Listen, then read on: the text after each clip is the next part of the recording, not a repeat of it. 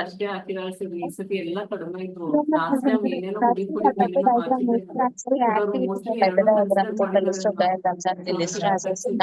2 తీసుకొని అప్పుడు యాక్టివిటీ అంటే ఏంటి అప్లై ಮಾಡ್ತಾರೆ ಅವ್ರಿಗೆ ಕೊಡ್ತಾರೆ ಅನ್ಸುತ್ತೆ ಎಲ್ಲರೂ చెప్పి అని చెప్పి అప్పుడు యాక్టివిటీ డయాగ్రామ్ పెద్దగా రాసి ఓకే జాగ్రత్త మంచిగా ప్రాక్టీస్ చేసి సరే ఓకే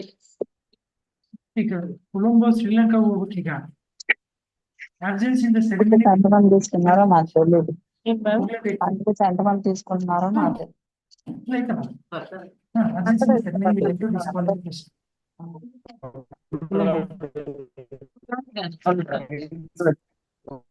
ಪ್ರಿನ್ಸಿಪಲ್ ಇಲ್ಲ ಅಂದ್ರೆ ವೈಸ್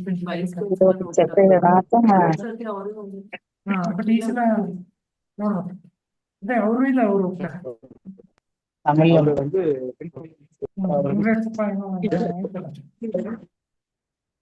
క్లాస్ నంబర్ వచ్చేసి నేను కిందకి కూర్చుంటాను ఈ కాల్లో ಡಾಕ್ಯುಮೆಂಟ್ಸ್ ನೀಟಾಗಿ ಫೈಲ್ ಮಾಡಿ ಇಲ್ಲೇ ಇರ್ತೀವಿ ಸರ್ ಸಾಫ್ಟ್ ಕಾಪಿ ಇದು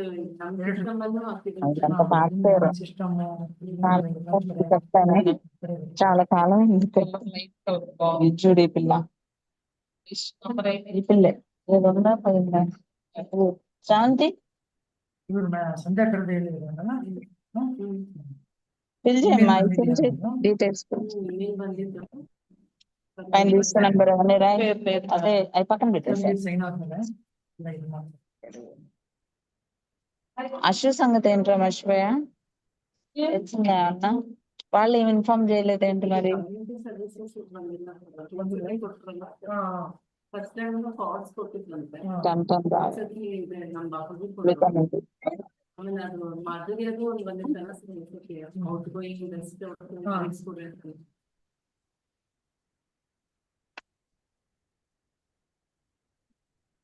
ఇది వరకు దీనికి డబ్బులు తతంగా ಇದಕ್ಕೆ ಹೋಗಿದ್ರಲ್ಲ ಬೆಂಗಳೂರಿಗೆ చేశారు లేదో ಮಂಜುಗ್ ಬಂದಿದೆ ಮಂಜು ಆಕ್ಸ್ಫರ್ಡ್ ಹೋಗಿದ್ರಲ್ಲ ಥರ್ಡ್ ಇಯರ್ ನಾನಿದ್ದೆ ಫಸ್ಟ್ ಇಯರ್ ಸುತ್ತಿ ಅಲ್ಲ ಇವ್ರು ಎಕ್ಸ್ನಲ್ಲಿ ಕಳಿಸ್ತವ್ರೆ ಮಂಜು ಆಕ್ಸ್ಫರ್ಡ್ ಹೋಗಿದ್ರಲ್ಲ ಬಂದಿದೆ ಅಂತ ನಾನು ನಿಮ್ದು ನಿನ್ನೆ ಮರ್ತ್ಬಿಟ್ಟೆ ಕೇಳದ್ ನಾನು ಅದೇ ಯಾವ ಅಪಾಯಿಂಟ್ಮೆಂಟ್ ಕೊಟ್ಟಿದ್ದು ಅದಕ್ಕೆ ಮೆಸೇಜ್ ಬರುತ್ತಲ್ಲ ನಿಮ್ಗೆ ಇಮೇಲ್ ಮೆಸೇಜ್ ಇನ್ನೂ ಇಲ್ಲ ಅಂತಾರೆ ಇಮೇಲ್ ಬರುತ್ತೆ ಅವ್ರು ನೆಫ್ಟ್ ಮಾಡಿದ್ರೆ ಇಮೇಲ್ ಬರುತ್ತೆ ಚೆಕ್ ಮಾಡಿಲ್ಲ ಇಲ್ಲ ಬಹಳ ಚೆಕ್ ಹೌದಾ ಇಲ್ಲ ನಮಗೆ ಬರುತ್ತೆ ಅಕೌಂಟ್ ಸ್ಟೇಟ್ಮೆಂಟ್ ಬರುತ್ತಾ ಮೇಲಿಗೆ ಮೇಲಿಗೆ ಬರಲ್ಲ ತಿಂಗಳ ಬರುತ್ತೆ SBI ತಿಂಗಳ ಬರುತ್ತೆ நான் ஜாயின் பண்ணிருக்கேன் ஸ்கிரீன் ஷேரிங் கொடுங்க எனக்கு மீதி பேரை இப்போதைக்கு மியூட் போடுங்க இல்லைன்னா அவங்க அவங்க யாரோ பேசிட்டே இருக்கிற மாதிரி இருக்கு பாருங்க செக் பண்ணுங்க நான் இப்ப ஜாயின் பண்ணிருக்கேன் எனக்கு ஸ்கிரீன் ஷேரிங் ఓకే ఈ పిల్ల మళ్ళీ ఓకే ఏదో హడావుడి పడతా ఉంటారు ముచ్చట్లు ఈ పిల్ల ముచ్చట్లు కూడా ఎవరు బాగా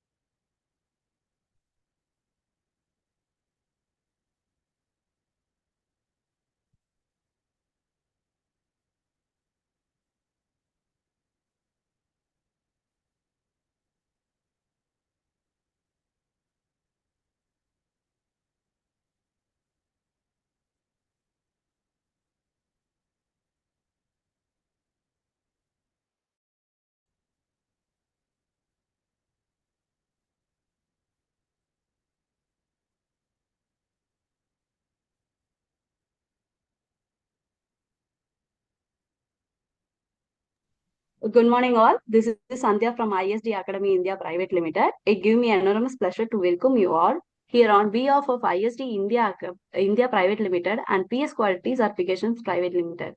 ISD Academy focusing on providing quality education, thereby developing skills and enhancing empowerment to professionals by narrowing the gap in expectations between industry and educational institutions globally. Yeah. Yeah.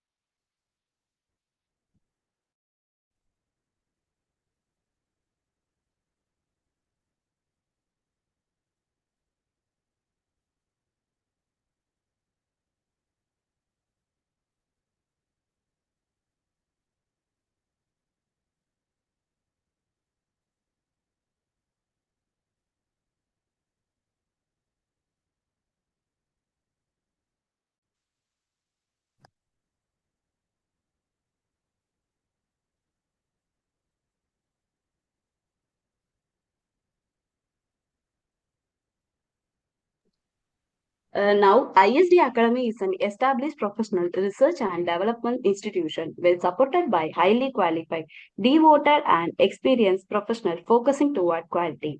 In today's era of artificial intelligence and machine learning, we are adapting the following technologies in our training. We offer a wide spectrum of institutional oriented training program from student orientation training, student placement training, NAAC awareness section, value added courses in health sciences, engineer and art and science, IQAC training, faculty development programming, various domains.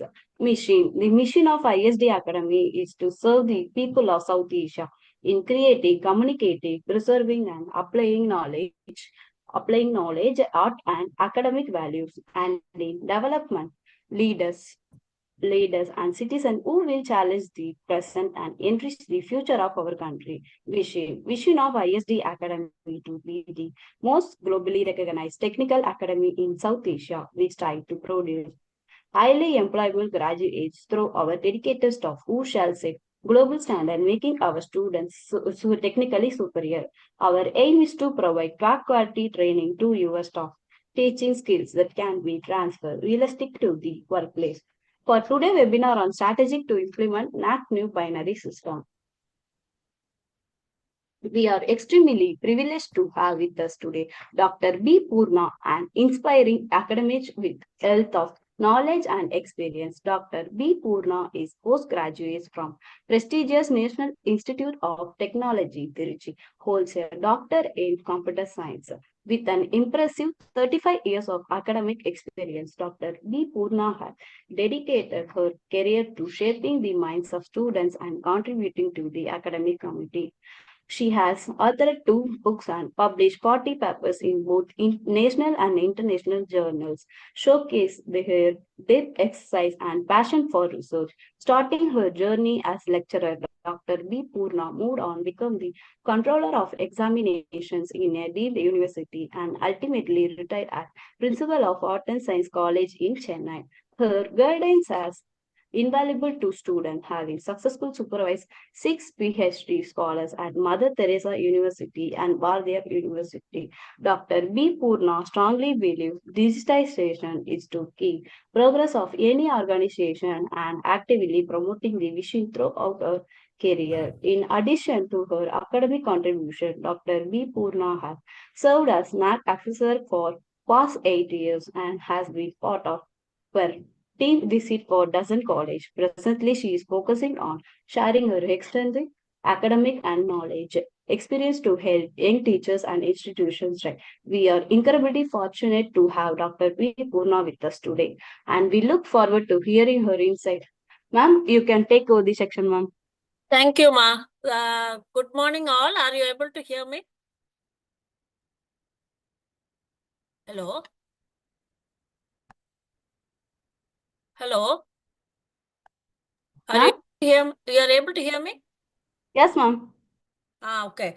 Very good morning to all the participants.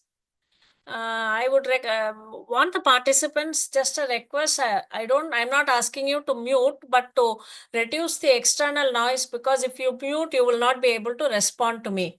But reducing the external noise, because most of us are taking this from home, we might have external disturbances and your mobile phone interference. If that can be stopped, it would be nice, because I'm not going to be here for more than an hour. So I think mutually we will benefit because of this interaction. Hope the audience will agree with me.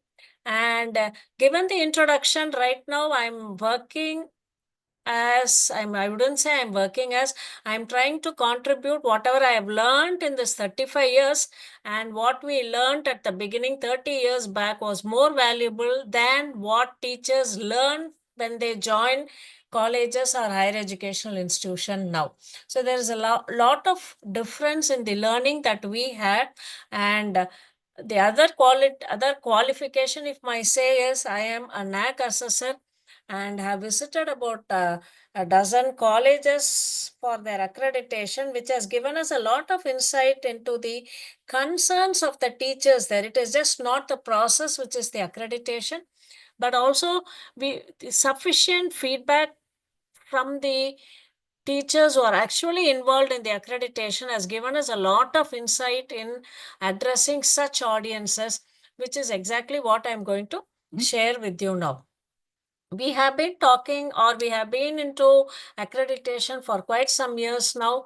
There has been a lot of change in the accreditation process, and recently we had what was called your accreditation framework, where there was a lot of data involved, different people asking for different data, and the accreditation per se was a laborious process. Also, many of us felt as teachers that there has been a degree of bias during the accreditation on both sides, on the assessment side and also the data submission side. It is not that the institutions really submitted what data they had. They also had some data being submitted, which may not be 100% the actual data. And when it came to assessment, there was some subjectivity.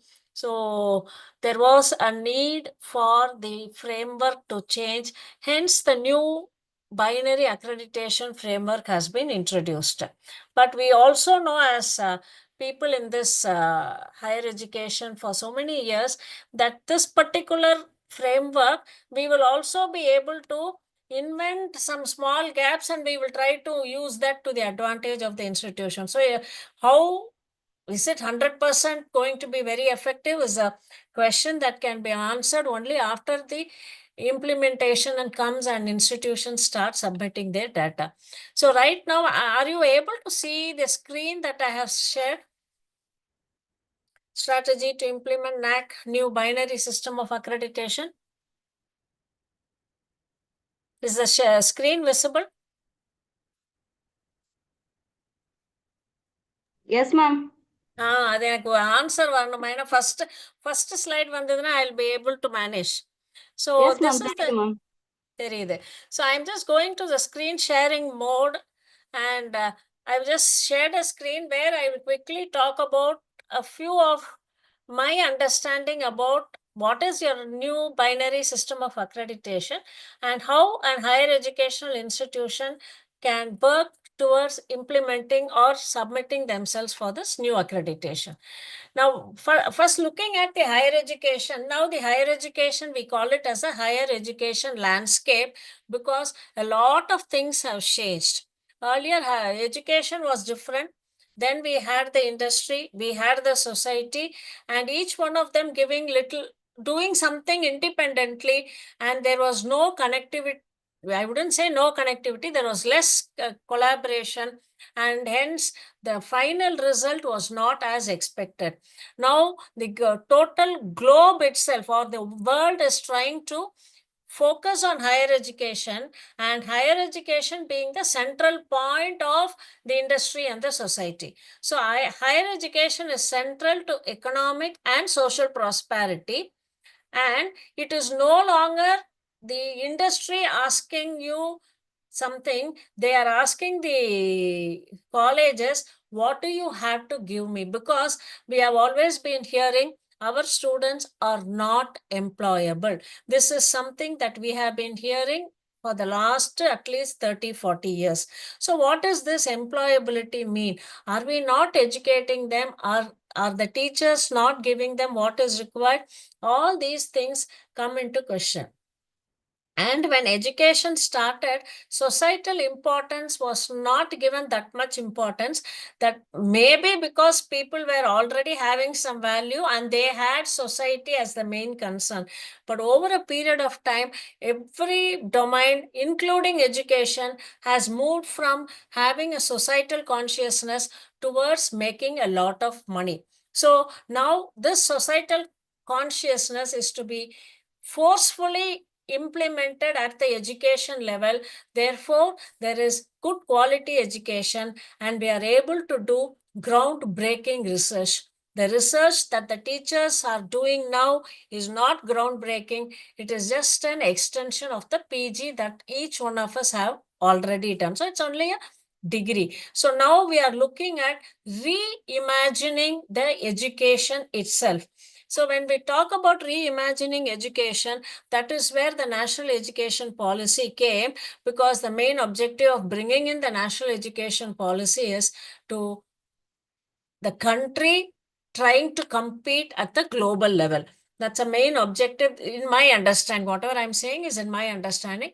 And to that effect, a lot of changes in the education system, starting from the number of years of education to the curriculum, the flexibility in the curriculum, the flexibility in what you call it as academic bank of credits, trying to finish a program in the minimum period or extended period or less than the minimum period. So these kind of changes have been introduced. Thereby, we are trying to accommodate people with different learning ability, but also giving advantage for people who can read fast, study fast. Because when we talk about inclusivity, we also need to worry about people who can understand things faster than maybe the majority of the students.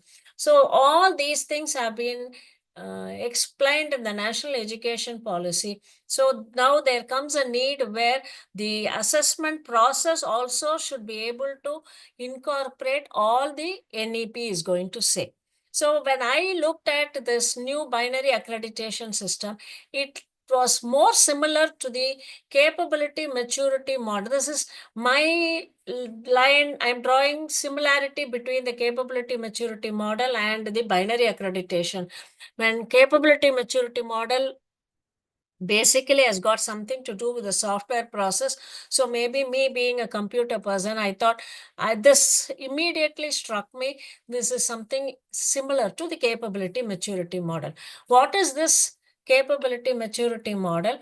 Initially, whenever we start something, say someone starts a new institution, they are so confused. They just start with some fundamental programs, but there's a lot of chaos and uncertainty at that level, which is called the initial level or level 1.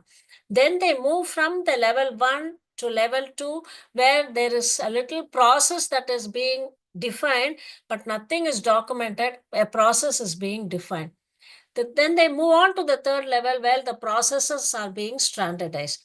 Once the process because when someone runs a higher education institution, there are a lot of processes involved, starting from student admission to how do they pay their fees, how do they attend to the classes, what are the other activities they should do. So everything is an independent process.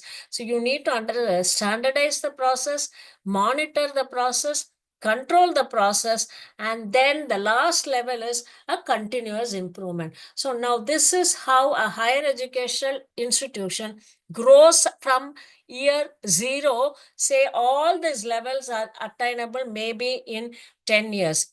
Now the problem is, within the 10 years, an educational institution with 5 years of experience and an educational institution with 15, 20 years of experience, the parameters under which they are assessed are more or less the same and not much of a difference is being shown.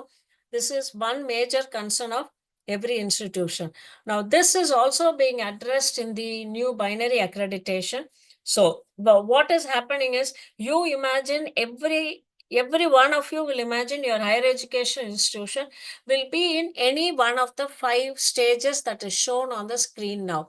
From the initial stage, some of you may be working for level 2 institution level. This level is based on the number of years of existence. We are not talking about anything more.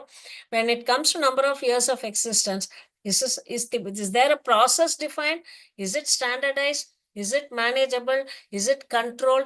And what is the cost optimization is what we are talking about. So each higher educational institution is usually in any one of the 4 levels. Now, what are the shortcomings of the current accreditation process? Why should we go for a binary accreditation? First and primary point is every higher education institution has the lowest willingness to go for higher education, and the accreditation body felt it is because of the grading. When I say accreditation, the next question somebody will ask me is what is the grade? I will have to say A plus plus B. And when someone gets a C grade, they don't want to say naturally, they don't want to say it's a C grade. They just want to say I am accredited. So that was one drawback where institutions did not want to go for accreditation. Also, there was some amount of subjectivity at various levels. And the requirements were cumbersome. Data were asked, same data was asked in different criteria, but we were submitting the same data. And also, every institution is being assessed by NIRF, NAAC. If it is an engineering institution, they also have an NBE. Suddenly, AISHI will ask for some data. So the data of the institution were being asked by different agencies, and there was a lot of inconsistency, because of which institutions were being burdened with half the time doing only data submission. So this was another reason why the current accreditation system people wanted to do away with. And the current accreditation system is basically input centric. I have done 10 FDPs. I have published 10 papers.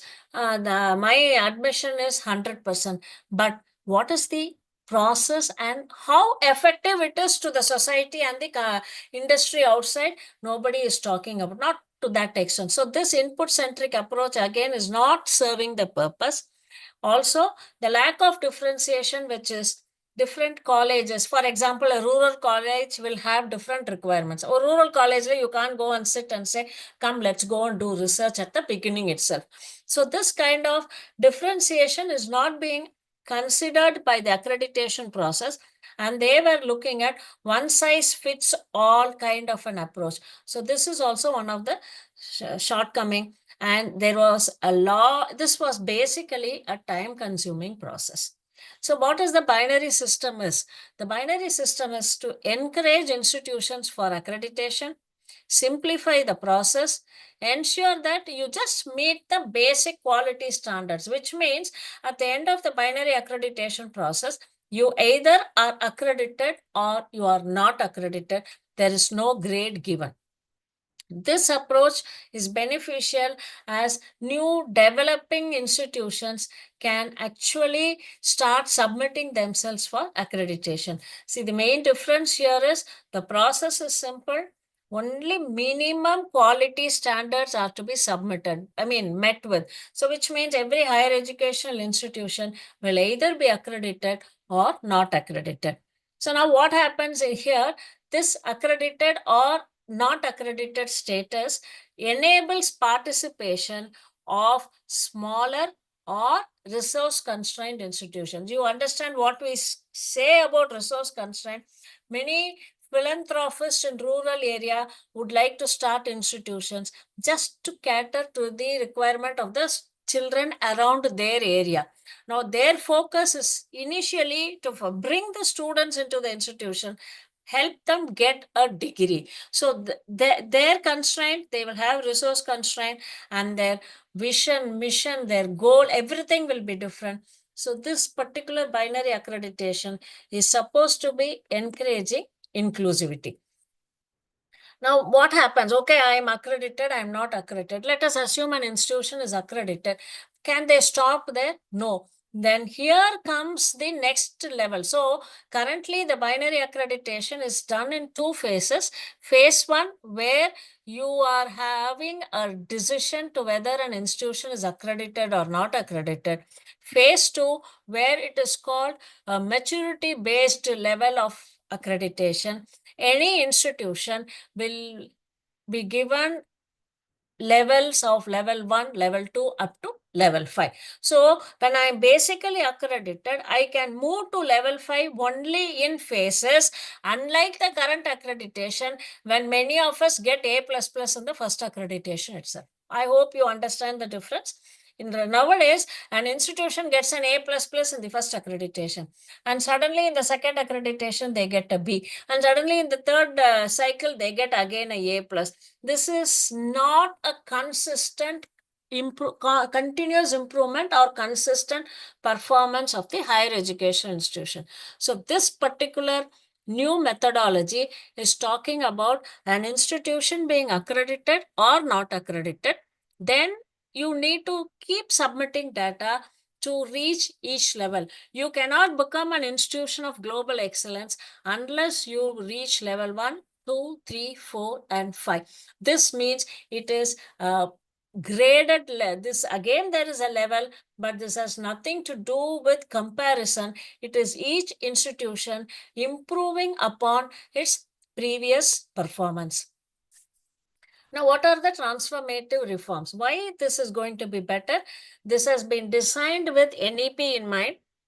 It is simple, trust-based, credible.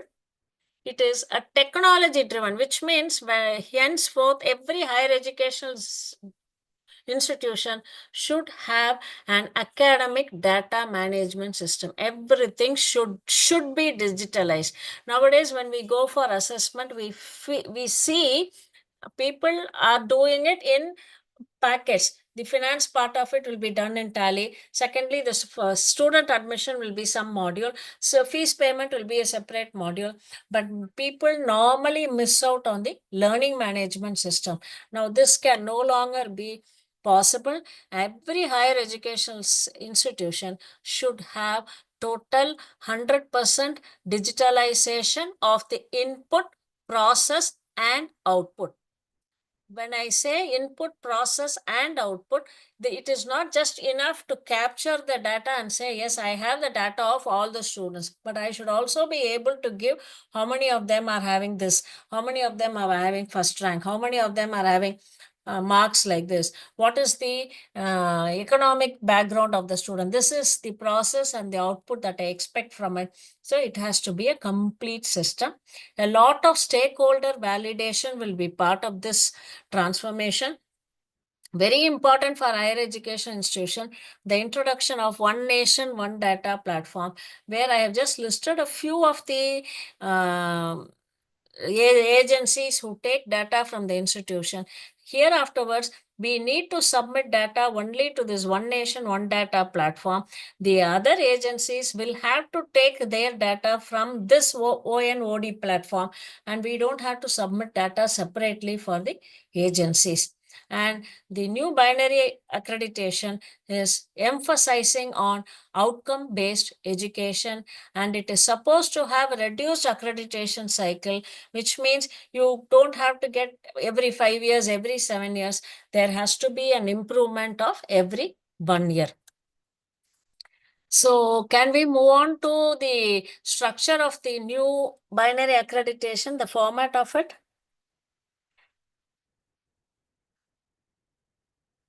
Is the audience with me?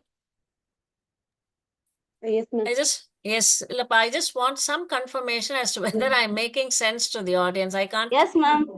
Yes, ma'am. You can proceed, ma'am. Yes, ma'am. Thank you, ma. Thank you, because I should not be wasting your time basically. And I am under the assumption that many of the points that I'm going to share with you may be new to you. So if it is not so, you can just be patient, but the continuity requires that we need to talk about all this. Now, how does the structure of the new accreditation? All of you would have done your earlier, maybe part of some accreditation process in your institution earlier. How many attributes we had there, or how many criterion we had there? We had only 7. Now in the new accreditation, binary accreditation, we are talking, or NAAC is talking about 10 attributes, or in our language, 10 criterion. Earlier, the 7 criterion, the concentration was on capturing the data, but over and above that, there was nothing that we could, not much was interpreted with that input data. But now when you look at this, I am sharing now, there are 10 attributes, out of which 4 are input attributes, which means curriculum design, faculty resource, infrastructure, financial resource and management are the 4 criteria where you capture the data. Then what is the point in having a curriculum design? The process there would be your teaching and learning. You have a very good curriculum. Imagine if the teacher is not good, or the teacher is not using beautiful pedagogy, she is not teaching using digital aids, then the whole process and the understanding is lost. It becomes more important because children of this year, the people who do graduation at this stage of say 20, 24, 25, their attention span is very less, and they are not patient to hear to what the teacher is talking. They always want a digital aid to help them understand something. So you have a very good curriculum, you have a very good assessment procedure, but what happens if the teaching is not satisfactory? Then however good the curriculum is, there is no transfer of knowledge from the teacher to the student. So learning and teaching is a criterion which is classified under the process. Then extended curricular engagements, a lot of emphasis is given here. And governance and administration earlier was a little separate from it. Now governance and administration, which means the management, their contribution, their participation is also very important, which is classified under process. So you have an input, you have a process defined. Now look at this process. This process, there is no standard. Every institution can define your own process, which will be suitable for your student audience. There is no standard. See, for example, I'm in a place where my students have a lot of local language understanding, but not English. You don't go and keep teaching them in English because no knowledge transfer will take place. So for that institution, the language in what you call it as the language in which you deliver your lecture cannot be English. So here there is a difference. So every institution can define its own process, but the ultimate outcome is how well the student has understood. So process is defined by the higher education institution, taking into consideration the location, what is the speciality of that location. For example, when we are in an area like Sivagasi, that particular belt might have some kind of a requirement. So your curriculum, your syllabus should help the student become employable in that area and also outside. So everybody is now going to define their process on their own. And okay, you have defined the process. How do you measure it? The outcome has to be measured. The student outcome, what is the research and innovation outcome? Very, very important. The 10th point, the sustainability outcome. A lot we will talk about sustainability outcome in the next few slides. Look at in that sustainable outcome, there is another one that is very important. The uniqueness and the situatedness will help the institution define its process and its outcome. You cannot fix, say for example, this is just an example I'm giving you. Someone in IIT can fix their standard as higher. But if I'm talking about an institution where I'm taking students who have got less marks in that +2 or something like that, the institution cannot fix their result percentage as 90 and 100. That doesn't work that way. That institution will be fixing their outcome as to begin with 50. slowly churn them out, and when they come to the third or the fourth year, the institution can work on a higher percentage of results. So this is the situatedness of the uniqueness of the institution, which is helping to decide the process and the outcome. So is this particular, because the rest of the conversation will be only on this slide that is now visible on the screen. We have 10 criterion. Out of the 10 criterion, 4 are input parameters, 3 are process, and 3 are outcome measurements. And the process and the outcome are defined by the higher educational institutions based on their uniqueness and their situatedness. So the new binary accreditation is talking differently about research, about employability, about social and environmental impact. What has been so far talked is now being redefined: internationalization and collaboration, governance and leadership. So these 5 are now looked at differently in the accreditation. What are the 10 quality criterion? Library. Library is not a place of storing books or having data. How far the library is being used? What is the footfall of the library? There are so many things that make the library a little different. So library facility, the academic and administrative pursuits, decentralization. Every institution should now have an institutional development plan. I will talk more on IDP later, but every institution should have a separate team which will be working closely with the principal and the management to prepare an institutional development plan, which will be taking into consideration the financial stability of the institution, the area in which that particular college is running, and so many other things. But IDP is a must for every HEI. And then how does the internal quality cell functions? What are the facilities for teaching and learning? How do you sensitize the student? Sensitizing the students is not just conducting NSS camps and everyone saying, I did so many blood donation camp. I went and cleaned the nearby beach or whatever. I went to the nearby village and taught them hygiene. No, that is not sensitizing on social issues. You should sensitize the students on bigger social issues. Now, henceforth, our students are not going to be only confined to India, their state. We expect them to be global students. So they should have an exposure of various cultures. They should know to treat other cultures with respect. They should know what are the habits and behaviors of people from other countries. So this is no longer just conducting blood donation camp. There has to be a real sensitization of students on social issues. Then the ICT enabled tools, student-centric methodologies that you adopt, because when I say student-centric methodologies adopted in the institution, it is just not delivering the curriculum, opening avenues for the students to identify what is his interest. One student may be interested in drawing, one person may be interested in singing. These also are part of the higher education institution. It is just not delivering the university curriculum.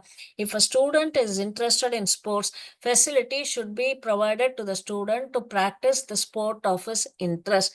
Sometimes the student might be interested in doing research. Then the institution should provide research facility to the student. So it has to be totally student-centric. And it should also cater to the differential needs of the students. Now going into what is this is where this implementation of the binary accreditation starts. What data should be collected for every criteria or every attribute? That is the next few slides. So now we are taking the first input. We had talked about 4 inputs. The first input is, we have already seen, curriculum design. So what are the data that every institution should create or collect for curriculum design? The curriculum framework, the program outcome, program specific outcome, and course outcome. This we have already done, but many of us have not implemented by shifting the responsibility either to the affiliating university, or some reason we have not completely implemented the outcome based curriculum. In binary accreditation, it becomes very, very essential. Then when it comes to stakeholder participation, right now we have a feedback form, and what is the feedback form? We just collect it. Then there was a pressure, we were asked to analyze it. After the analysis, what is the action taken? There is a huge gap there. Now this stakeholder participation shown here should be addressing that. What is the recommendation? What is the outcome? Now what is the action that every institution is going to take on the outcome of the feedback? So the stakeholder participation is very, very important, where you cannot have some simple feedback forms and say, oh, I have done a feedback on curriculum, I have done this. No, the feedback form has to be more meaningful than what we are using now, and the outcome has to be seriously analyzed and action is to be taken. This is where the process and the outcome of the feedback will be assessed by the NAAC. Then curriculum flexibility. The curriculum is just not what is, the framework is not what we are talking about. We should be able to allow them to do interdisciplinary programs. They should be able to do multiple programs at the same time. Students should be able to transfer their credit to the academic bank of credits. We should be able to give them more elective. Normal colleges, especially affiliated colleges, we have this difficulty. We will have an elective paper, but almost all the students will somehow take only the same elective, either by pressure or based on the knowledge of the available teachers. The elective is really not in the elective sense. Now that will be viewed seriously when the mark is arrived at. So elective has to be seriously done, and education in mother tongue. So there are so many things. The curriculum flexibility will be measured henceforth. When curriculum flexibility is concerned, one student should be able to take a course in the other department. Something like that. So there will be a lot of flexibility expected, and the implementation should be clearly done, and students should be aware of it, and they should also be using that flexibility. Sometimes what we do is we create a beautiful flexibility plan, but when you look at the enrollment, no student will fall into that process. We will again be doing the old method, but defining the process will be excellent. So this gap also will be henceforth identified by the accreditation process. Compulsorily, you will have emphasis on field project, research project, internships, all that will be there. Skill-oriented courses should be implemented. The national, when you look at the national skill qualification framework, which they call it as NSQF, that's a whole lot. Curriculum, how you do a 3-year program, similarly, that framework is 1 degree on the whole. It's so huge and available in NSQF. This has to be adopted by every institution. An institution, the percentage may vary. To start with, it might be 80 in-person class and 20% online. Moving forward, they want 50% of courses to be done by the student online and 50% to be taught by the teachers. This is what is going to happen, an online and blended learning. So nowadays, when you go for accreditation, institution will submit something called, so many students have enrolled in SWAYAM. What is the outcome of that enrollment? Have they attended the classes? Is anyone monitoring it? Have they cleared the program? Why we are not able to compel all the students to enroll in online course? That data is not clear. So henceforth, this also will become important. The frequency of curriculum revision will also be looked into. Very, very important, the Indian knowledge system, because Indian knowledge, the country has not documented it properly. But today's world, whether it is medical field or it is what you call it as your health related, so many things. India is ahead of the others. The Indian people did it years back, but no proper documentation. So we have lost what was available with us. So this Indian knowledge system is now going to make every Indian realize there is already a wealth of information. Let the country document it and start using it for the betterment of the country. So this IKS is again compulsory. Similarly, for all the 10 criterion data is given. For example, the second one, faculty resources, the recruitment process has to be now changed. There has to be a proper recruitment process. Staff should be, their performance should be assessed every year. We should be able to appoint teachers from outside the state to provide diversity. People should be participating in faculty development program. The retention of the faculty, normally private colleges, don't quote me anywhere, normally in private colleges, a teacher is compelled to move from one institution to another for various reasons, primarily for salary purpose. I will be drawing 10,000 here. My neighboring college will give me 12,000 actually, because they will be going for accreditation. They need qualified teachers. And this institution will recruit somebody for 12,000. As well, they could have given the 12,000 to the teacher who is exiting. This is something familiar thing that is happening all over. So the accreditation body is now looking at the faculty retention also and the faculty student ratio. These are all the things that will be captured initially. We will go to the process later. And again, infrastructure, all the physical infrastructures have been listed here. The learning resources, the IT infrastructure, every classroom should be having should be a smart board, all ICT enabled tools should be there. There should be a complete team, technical support team for ICT related issues. You should be able to incorporate augmented reality, virtual reality in your teaching learning process. So all these are input that will be captured. I'm again telling you, these are all input only I'm talking about. You should first have it, then you should use it. Because of using it, what is the difference in the outcome? So all this will be measured. Again, look at the next one. We have the research. What are all the membership subscriptions the institution is having? Are they having facilities? Because nowadays we build a slope during accreditation, and the slope will be about 60 degrees, 70 degree, 80 degree, and the slope will not help the differently abled person. So all this job will now henceforth not be accepted. Everything should be usable and it should serve the purpose. That is what is required in the future accreditation. The last input is the financial resources, which talks about capital income, revenue income, capital expenditure. All these data will be first captured. These are all input.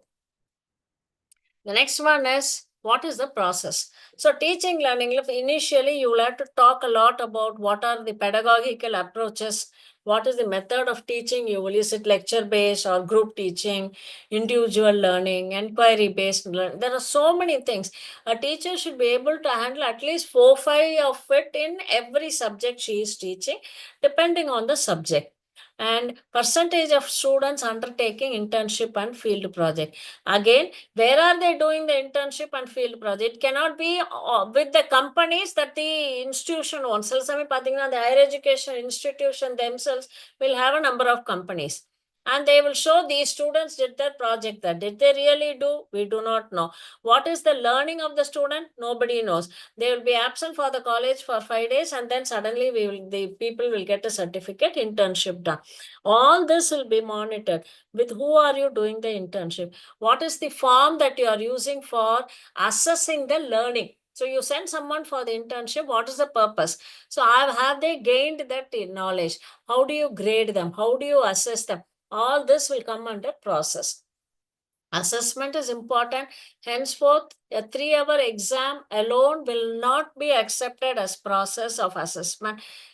periodically we should be having MCQs, portfolios, open, in any combination. And the institution is free to define any assessment process in addition to the 3-hour examination. That is where uniqueness, situatedness, all that comes.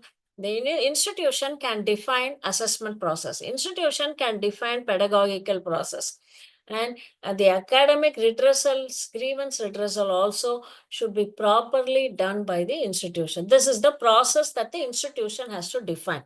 Similarly, for extended curricular engagements, there is domain-related club. You will have to have hackathon, ideation, cultural clubs. It's the domain-related clubs and cultural clubs are different. And you should have regular mental health club activities, sports activities, community-related activities. All this are defined, and the SOP for all this will be made available. And every institution has to seriously do activity and also show, because of this activity, the student gained this. This has to be established for the institution to get accredited. This is again a process. What is the institution? You just look at that institutional development plan. This is very important. It says you should have a vision, a mission. Yes, we already have, but now you have a flexibility to do it according to your location. And you should have long-term goal, operational goal, clearly defined milestone, regular academic and administrative audit account. Institutional activities should talk about specific strategies and interventions for course correction. When I say course correction, periodically it should be reviewed and you should keep changing your process so that you achieve the goals that you have defined. So an institutional development plan will be for a minimum of 10 years. Where do you expect the institution to be in 10 years? This has to be defined. And e-governance, meaning everything should be automated. People should be enrolled in all the portals and the platforms related to higher educational institution like NAD, ABC, your Government of India initiatives. There are so many e-governance initiatives. Every institution should first know what are all the government initiated Digital India policy, and they should ensure that their students and the institution has an account in it and they are using it. The next one is the processes, student and employee welfare, again grievance handling. All this, the process is to be well defined. Quality assurance, effective leadership. Effective leadership talks about delegation of power. It's just not on paper. The real delegation of power is what we are talking about. Establishing effective communication from the top to the bottom, effective feedback system from the bottom to the top, and provision of escalation levels.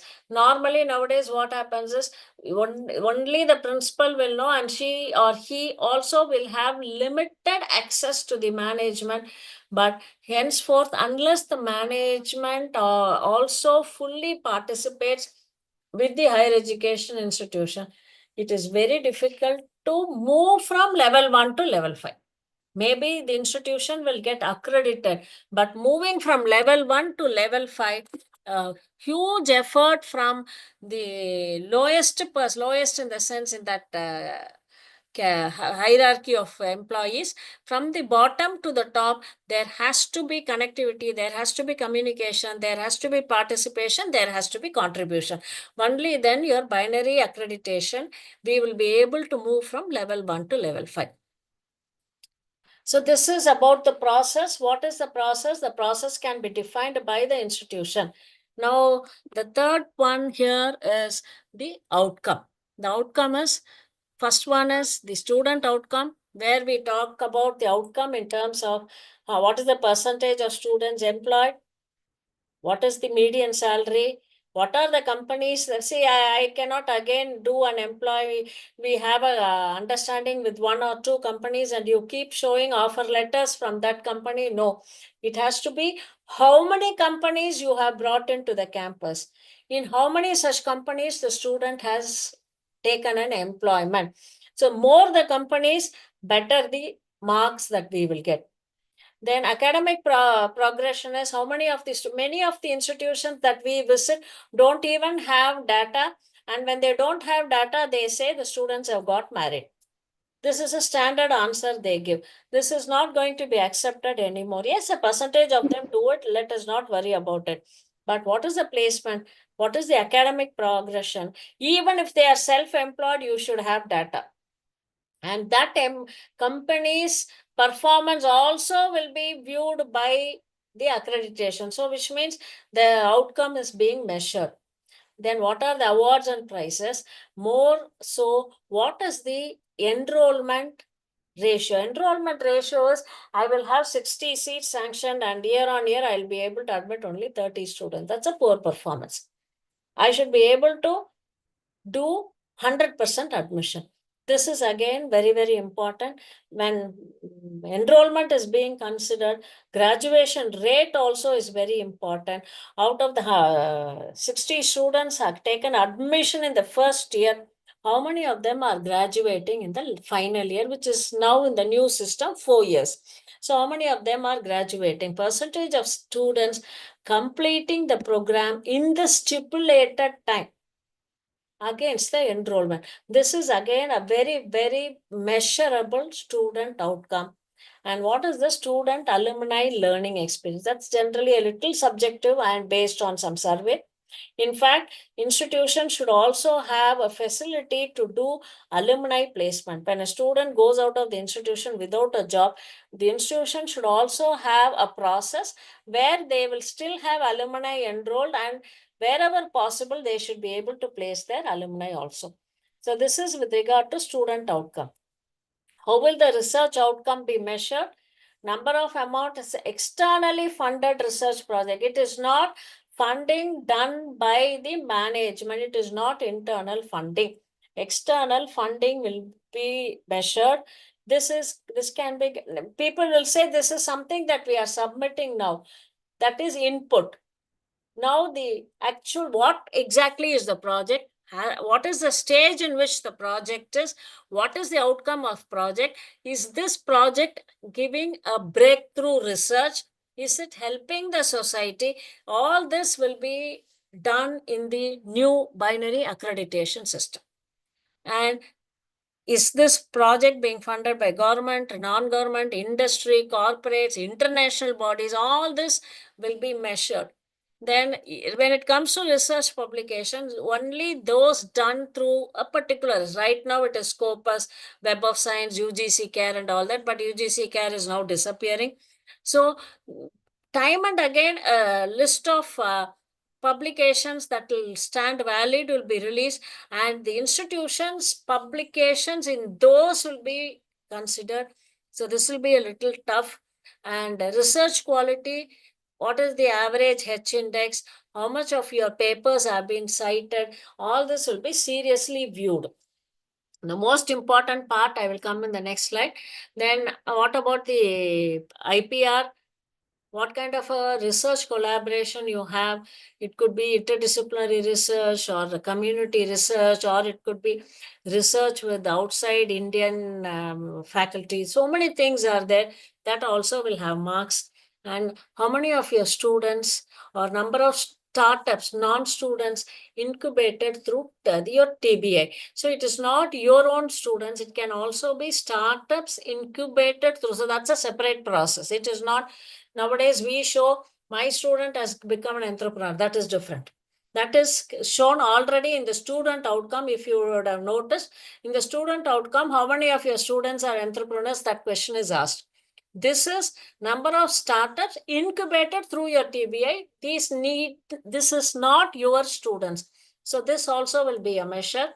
The last and most important is community activities, waste management, water management. All these are only shown in paper. People will show, I have done energy audit, I have done green audit, I have waste management, I have e-waste management. This person will come and take all my computers. That and all will no longer stand valid. They will measure how much of your power is being utilized through your solar alternate power. do you have wind energy? What about your biogas plant? And the biogas plant or a capacity, where and all you are using the biogas fuel, because of which how much you are saving. So these kind of outcome will be measured because they are progressing towards net zero, meaning you will not spend on your energy, you will create your energy and use it. Why this? It is talking in terms of the sustainability. And green audit law, it's not on paper. You should really practice it and continue to ensure that this is in place and you are saving. So this has to be done. Collaboration with industry and NGOs. So this is the reason why we are talking so much about the green audit and all that, because the global goal for sustainable development is the talk of the UN now. And in this, when you see, the fourth one is called quality education. And this quality education, on the right side, I have shown a few things like free primary and secondary education for sustainability, equal access to quality pre-primary education. See, these are all the things that lead to sustainability. Why are we talking about sustainability? Because the resources available in the world is not infinite. We have already started depleting the resources. New resource cannot be created. We now need to conserve the resource. So that is where the sustainability comes into picture. You may heard of grey water management, climate issues. So many things are being talked about. So the UN strongly feels in the education, students should be given awareness about why sustainability is required, how students can be part of the sustainable efforts. So this is the most critical part of our conversation today. I am talking about the attributes. I talked about the curricular aspect, teaching, learning, all those 7 attributes we talked about. And we also talked about 4 input, 3 process, and 3 output. Now look at the last column. The weightage given by NAAC for you submitting the data is only 25%. Which means if they are again going to retain the same 1000 marks, 250 marks for input. The balance 750 mark is given to your definition of the process and what is the outcome of it. So easily the institution has to concentrate on processing the input and showing outcomes. When it comes to outcomes, the student outcome, research outcome, and sustainable outcome will be measured by NAAC, which has got 75% weightage. And what are this is just a number we are talking about. For an affiliated college, there would be about, say, 54 metrics or something, metric wise. These things I think we can do when the institution is really going for a binary accreditation. The types of institutions: an university, autonomous college, affiliated college, standalone, all that are being accredited using the new binary accreditation system. There are 68 metrics for universities, 63 metrics for autonomous colleges, and 54 for affiliated colleges. That's what we were trying to show in this curriculum design. There are about 3 metrics for which you should give data. You need to correlate, collect data, define your process. Collecting data, formats will be given. Process definition is done by the institution. The process will be so defined that the purpose of the education is met. It is just not creating graduates at the end of it. A student who is coming out of your higher educational institution should have a holistic education where, in addition to degree, they should also be able to pursue some interdisciplinary activity. They should be able to pursue certain activity that they are interested in, which could be art, culture, sports, singing, dancing. It can be anything. So a wide variety of exposure should be given to the student. Student should be taught what sustainability is. A student should be part of every academic activity of the institution. It is not only the student, every academic activity of the institution should have stakeholders' participation.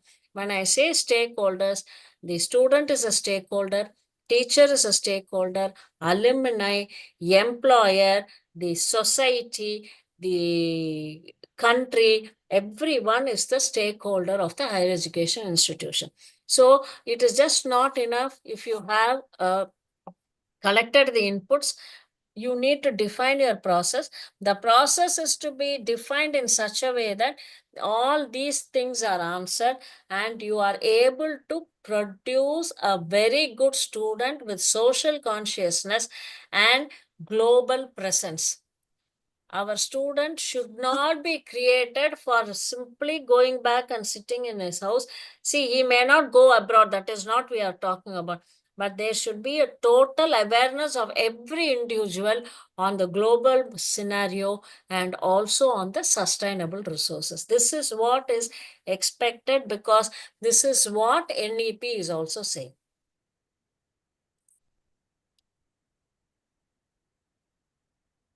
Can we quickly go through how your binary is being graded?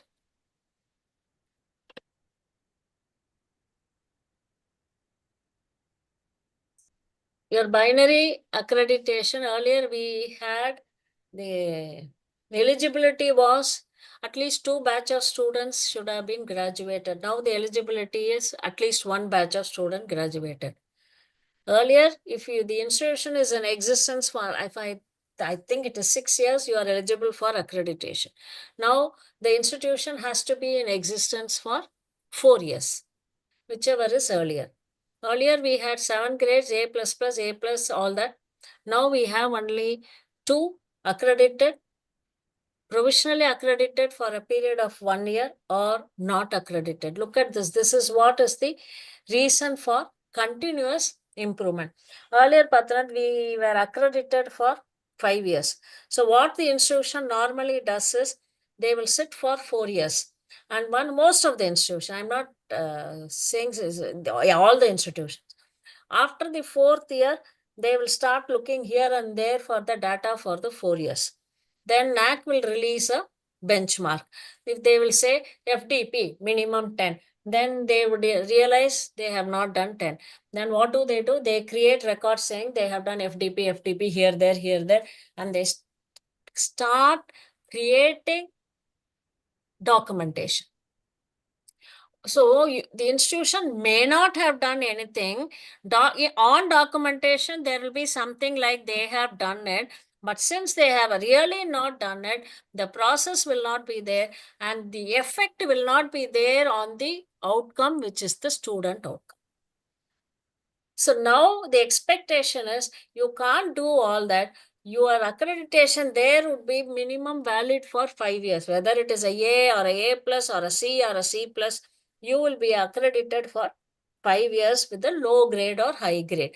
So every institution starts worrying about the accreditation only after the end of the 3rd year. They slowly start looking at. Then NAAC said, no, this is not going to work. We will ask the institution to submit an annual quality assurance report, AQAR. There again, we started submitting something, but final SSR, we will have something else, and every institution will be desperately trying to justify why it was not there in the AQAR, but then they did it, they missed it, but actually they did it. That kind of storytelling will be there. And the concern here is, it is not done. The effect is not there for the students. The student has not learnt. If the institution is not doing an outreach activity, let us leave the documentation. The student has not learnt it. If the institution is not providing curriculum flexibility, but having shown in the documentation, but the effect is not available for the student. So the binary accreditation says, henceforth, the accreditation period will not be 5 years. If you have noticed, some of them will get it even for 7 years. Now it is not like that. If the institution is given a status of accreditation that they have met the minimum quality standards, it will be for 2 years. So that span is less. Again, within the next 2 years, you should resubmit, which means continuous improvement is expected. Sometimes you don't meet the minimum quality standards, but they are going to give you a chance to improve your performance. You will be provisionally accredited for a period of 1 year. The next option is the institution is not accredited at all. So what is the score now? As such, the old score was on 4 institutions getting 3.75 would be A++ and all that. Now, if an institution gets 50% marks, which is 2 on 4, the institution is accredited. If the institution gets between 1.5 and 2, it is provisionally accredited. If it is less than 1.5, it will not be accredited. Again, that institution which gets a 1.5 to 2, which is provisionally accredited, will be given 1 year to raise their score to 2 or above, and then it becomes accredited, in which case from that day onwards, the accreditation will be valid for 2 years.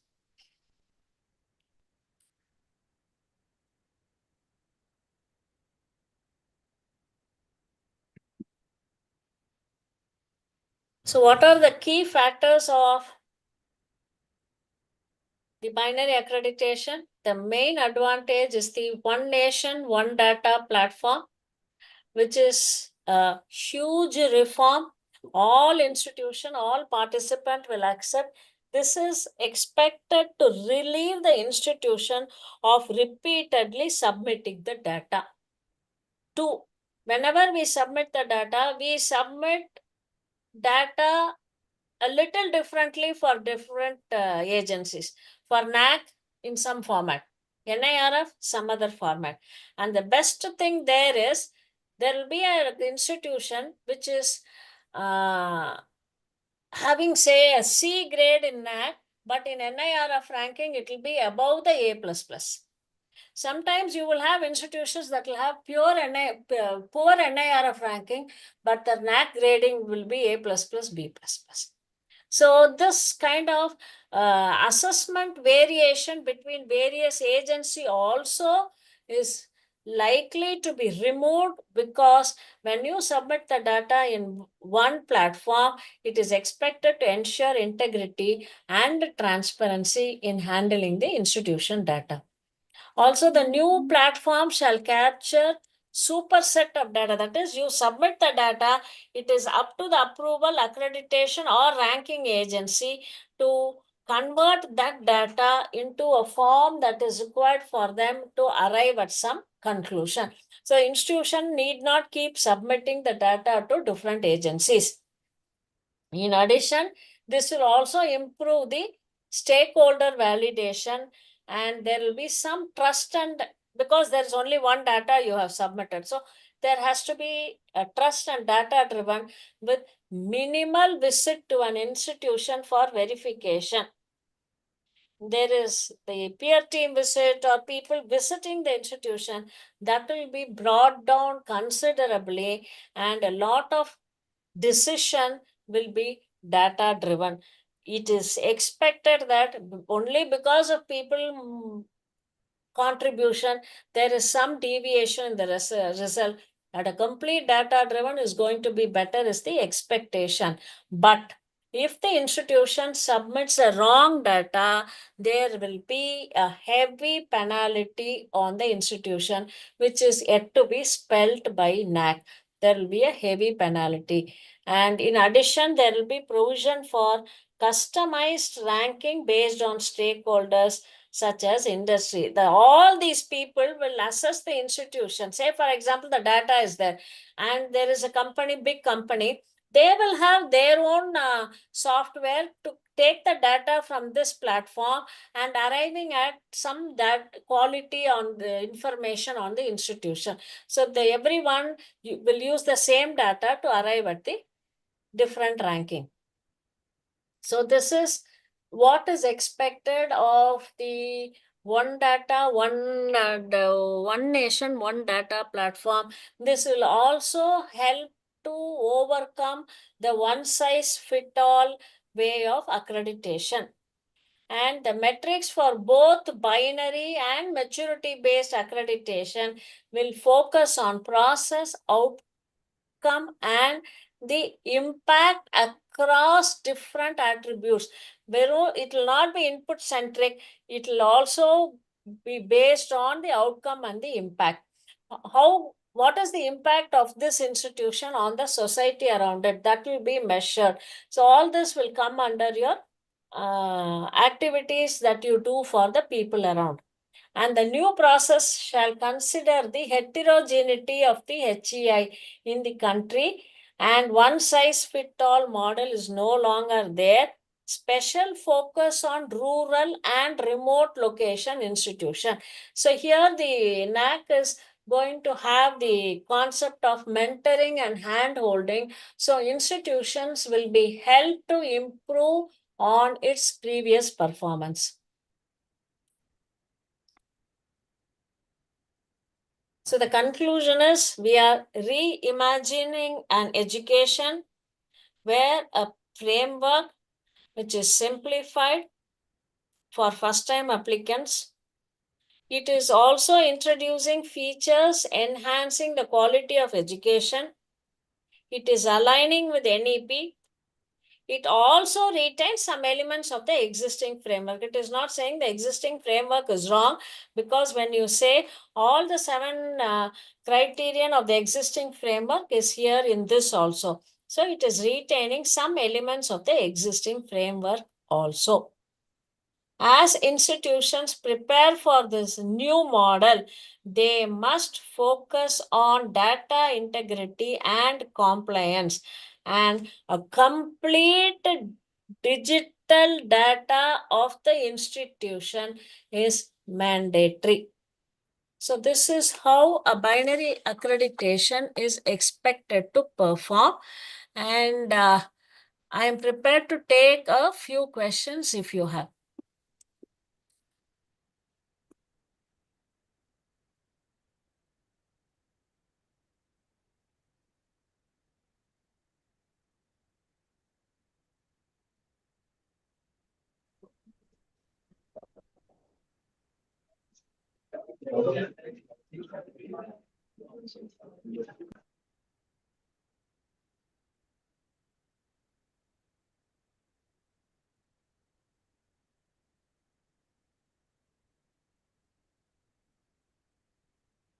Anyone from the audience who would ask some questions or share some experiences of you, which I may have missed out in my conversation now? Madam, Hello, ma'am. do you have regarding the time of implementation of this one? What should I understand as time of implementation? Yeah, when do That is, NAAC whenever you are applying, the last 3 years data will be. See, NAAC, No. as much as I know, even Question is, today morning my I saw their question is website. whether- They will henceforth accept data only. My question is whether the They will binary accreditation process is implemented or not. No, that is what I am coming to. They are now, if the institution is going to submit itself, they will have to now, their information will be accepted only in the new format, which means the old format will not be there. So what is the new format? How does it work? Only NAAC has to say. But on paper, it should start from this academic year. So till that is done, the old people who have submitted, their process will continue. They will not accept anything new in the old format.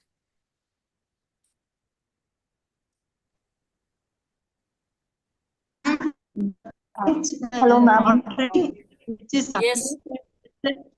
For 5 years. Already it is accredited for 5 years. After 5 years only we have to follow this That will 2-year remain, ma. accreditation or After 5 years, ma, your current accreditation stands. The next time you apply for accreditation, it will be in the new format. If you want, you can submit yourself early also. Good afternoon, ma'am. Yes. I'm from a college in Kerala. We Okay. were recently accredited with the NAAC. Okay. I just wanted to know what can we expect for the AQAR that is coming in December. See, the point here is the existing format will continue to work till they give you new formats. But it is very sure that when you submit for the next accreditation, it will be the binary only. Okay. By the way, I would like to give a small, as you said, like maybe give an experience or something. Yes, please. Yes, I would like to say that this is, I mean, the binary system would be much more effective from the perspective of a student, if I'm right. Because, as you said, we all know that the old NAAC system, accreditation system was it was very difficult to keep everything on order and things like that. So, I'm really happy that the association or the system is being changed, especially keeping in consideration of the type of students, the type of institutions that's there across India. So yes, that's what I want to say. But one point here I would add with you, madam. Any accreditation assessment process will be successful only if everyone involved is truthful. It is not the teacher, it is not the student, it is not the college, it is not this accreditation. The total system, everyone contributing should be truthful. Only then it will be effective.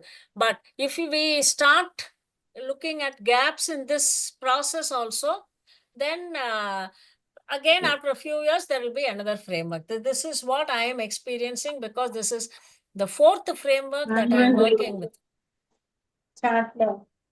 Yes, ma'am. Thank you so much. Thank you. Hello, ma'am. Yes, ma.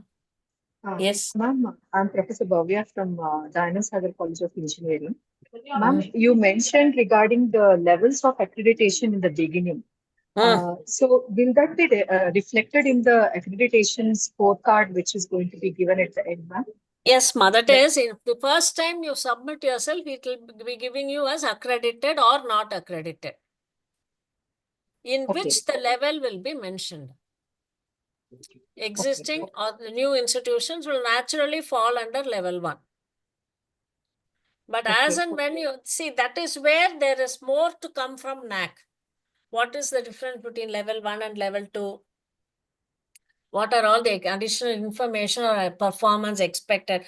All that SOPs and formats and framework is to be defined and shared by NAAC. Okay, ma'am. Thank you. Good afternoon, ma'am. Good afternoon, ma. Can I explain a little more about complete digitalization? Complete digitalization is from end to end. You should have the data, you should have the process. Everybody should be able to see whatever they are allowed to from wherever they are. Adama, complete digitalization. For example, when a student is enrolling, his data should be available in the system. This everyone will be doing it. And now this data will be, some part of it will be required by the principal, but that should not be shown to the teachers. Some of it management will see. Management may want to see it from home. So all this should be possible. And now when the student pays the fees, that should reflect in the system. The student mark should system. The learning management system should be part of this. Which means whatever the student is learning, their videos, the teaching process, all that should be part. Many of us are missing only on the learning management system. And even the financial dealing of the office accounts, all that is maintained separately, but that tally should be integrated with your system. And your assessment should be done through the system. The marks should be available in the system. Your internal mark process should be available in the system. So there is no point in maintaining anything on paper. Now, when I say internal mark, I do the internal mark, but actually the internal mark should be calculated by the system based on their internal test The mark you give for the assignment or any other assessment concept, all that should be combined, and the internal mark should be system generated. You should not create the internal marks. This is what we mean by the complete digitization. So what will be regarding this sustainability? How can it be digitalized today? Or activity done outside? First of all, the institution has to look at when they talk about sustainability, it should be talking about a lot of alternate source of energy for the institution. 90% of our colleges are not having solar energy used. But an institution with such a high-rise building, and India being a tropical country, solar energy is the best to use. So when I use a solar energy, I also return the energy generated to the electricity board. Thereby, there is not of sustainability. Use only this solar energy for all your electrical requirements. Use what is called your bulb and lamp that are energy saving. They call LED or something. That LED, light, yeah. that should be there. And then motion sensor based lights switching on and off should be there. Okay. So even if students forget or they are not going to switch off, that is for sure. Even if you put switch off light and fan when you leave, no student is going to do it because they will have to see the switchboard to do it. So when all the students leave and there is zero movement in the classroom, everything should go off automatically. Okay. So these Thank kind you. of sustainable efforts, even water that you use, the grey water should be used for gardening. The canteen waste should be used for generating biogas. Biogas. Rainwater harvesting should be done. Okay. Thanks so All much. that is compulsory. Yeah, okay. பார்க்கலாம்னு பாக்குறேன்.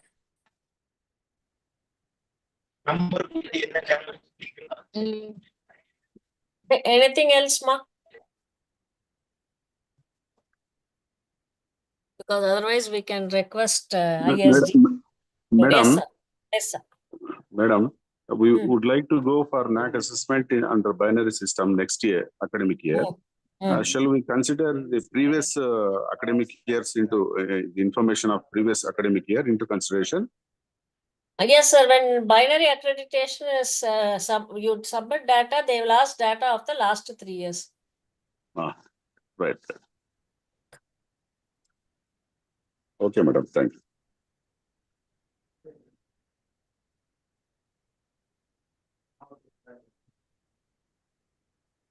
Thank you, ma'am, for an excellent presentation. Thank you so much, ma'am. Thank you, ma.